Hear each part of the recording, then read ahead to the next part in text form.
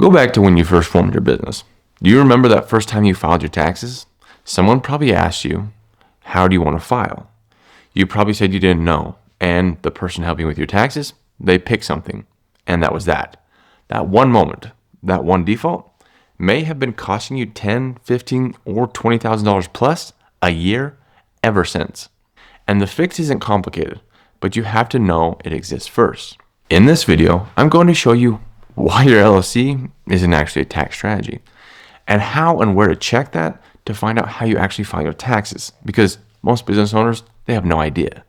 How the S-Corp election works, what it is, how it actually saves you real dollars, and the one salary decision that determines whether those real savings or just on paper. What the difference between tax filing and tax planning actually looks like, and why getting the right person in your corner is worth more than understanding any of it yourself. Picture a contractor, good business, been running it for 10 years, built on real relationships. He's got an LLC and he files his taxes every spring. Now, ends up writing a check to the IRS, not happy about it, but then moves on. He's done everything he was supposed to do. What he doesn't know, what nobody's ever told him, is that the way his taxes are being filed and the way his taxes could be planned are two different things. His accountant isn't wrong. His accountant is just playing a different game than the one that would actually save him money. Your LLC is not a tax strategy. Let's start here, because this is where most of the confusion lives. When you formed your LLC, you were doing the right thing. You were protecting yourself. If something goes wrong, a lawsuit, a liability claim, the LLC puts a wall between that and your personal assets. That's what it's for. What it doesn't do is touch your taxes, not even a little bit. The legal structure of an LLC, nothing to do with how you file your taxes. The IRS doesn't recognize an LLC as a tax classification. When you file your taxes, they're not looking at your LLC. They're looking at a separate decision that was either made for you or was done by default when you set the business up. Two completely different decisions.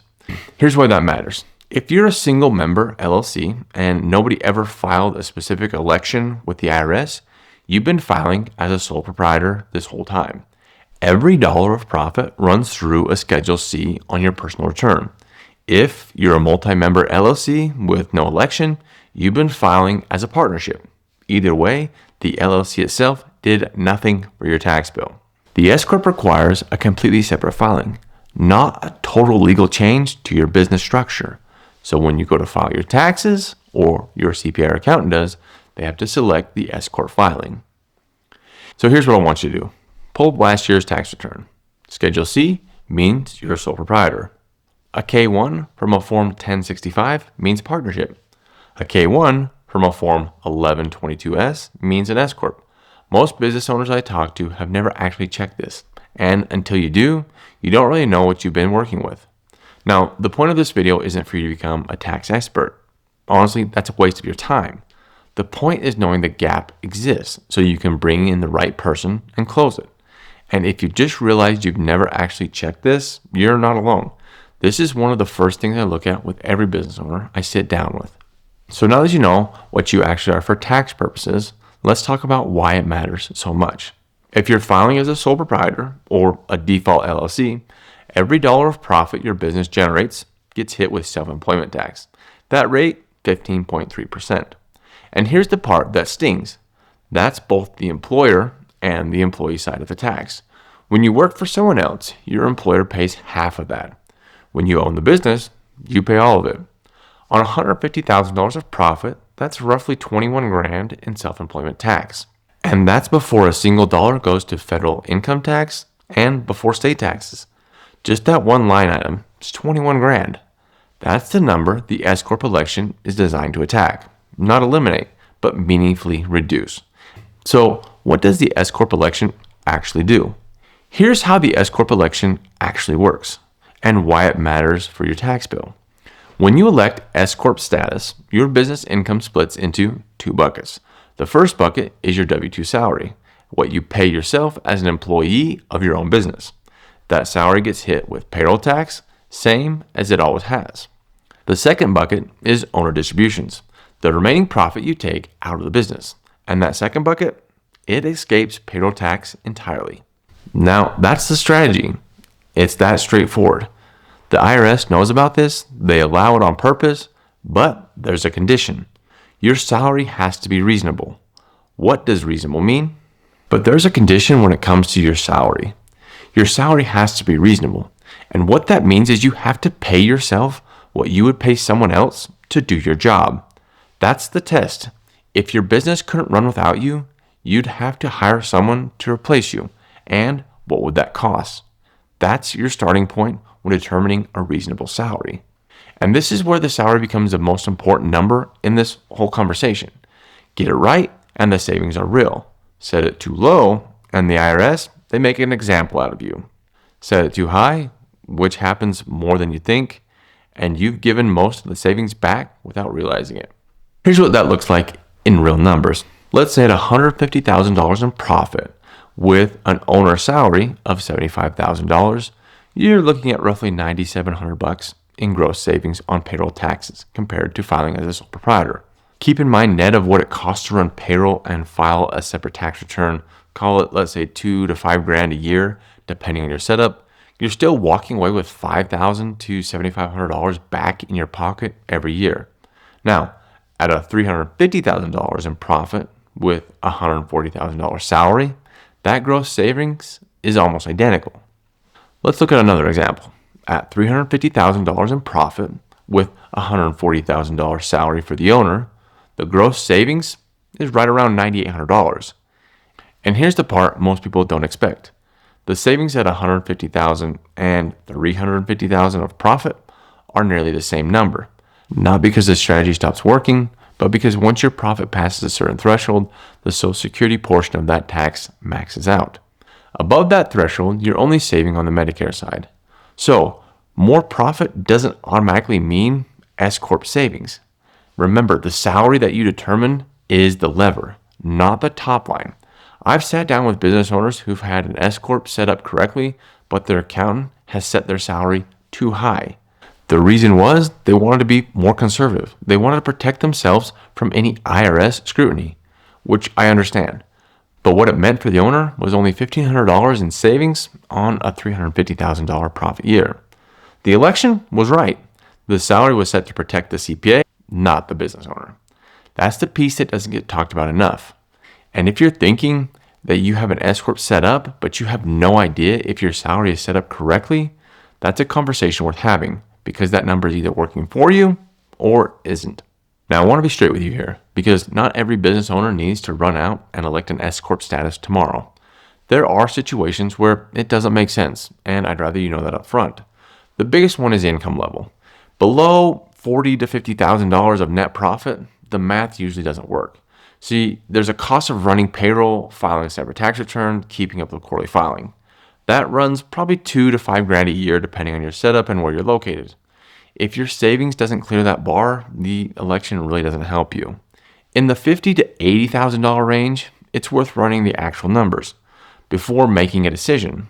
Sometimes it makes sense, sometimes it doesn't. At $80,000 and above in consistent profit, that's where it almost always makes sense.